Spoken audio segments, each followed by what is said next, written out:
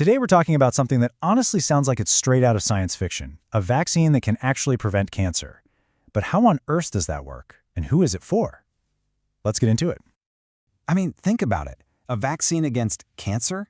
It sounds almost too good to be true, right? Well, for one of the most common cancers affecting women, the answer is a huge, resounding yes. And the key to understanding how, well, it starts with seeing just how big the problem is. So, to really get why this vaccine is such a huge deal, we first have to understand the problem we're up against. We're talking about cervical cancer, and its impact is, frankly, staggering. Okay, let this sink in. We're not talking about some rare, obscure disease here. This is the second most common cancer impacting women across the globe. That's a massive, massive public health issue. And that number two, it represents millions of lives, millions of families affected all over the world.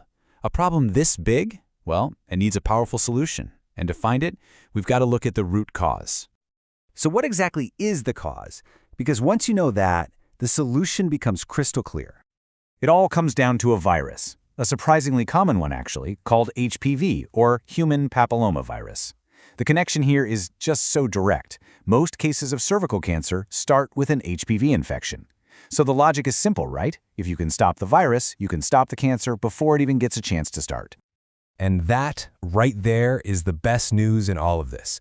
This isn't some battle we're destined to lose. We have a way to fight back, and honestly, it's one of the most amazing achievements in modern medicine. Because the enemy is a virus, our best weapon is a vaccine, and we have one. There is a safe, incredibly effective vaccine available right now that targets those specific high-risk types of HPV. It offers this remarkable protection against cervical cancer ever developing. Okay, so what does getting this vaccine actually involve? Let's talk about the who and the when, and you'll see it's actually pretty simple. The schedule is really straightforward, and it's all based on age. If you're between 9 and 14 years old, it's just 2 quick doses. A little older, between 15 and 26, it's a 3-dose series. The really important thing to remember here is the timing.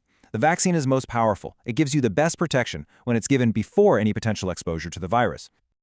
All right, now we need to bust a huge myth. There's this common idea floating around that this vaccine is just for girls. And let me tell you, that could not be further from the truth. Yep, you heard that right. While it's famous for preventing cervical cancer, its job is so much bigger than that. Vaccinating boys isn't just a nice to have, it's a critical piece of the puzzle for protecting everyone. Let's break this down. For girls, the benefit is obvious, right? It's incredible protection from cervical cancer. But for boys, it protects them from other HPV-related cancers, like anal and penile cancer, and even genital warts. But here's the bigger picture, the real game changer. HPV spreads from person to person. So when boys get vaccinated, they help break that chain of transmission. It's like building a firewall against the virus, creating this shield of protection for the entire community. Okay, we've covered a lot of ground here, from the scale of the problem to the really elegant solution. So let's just quickly recap the most important things you need to remember.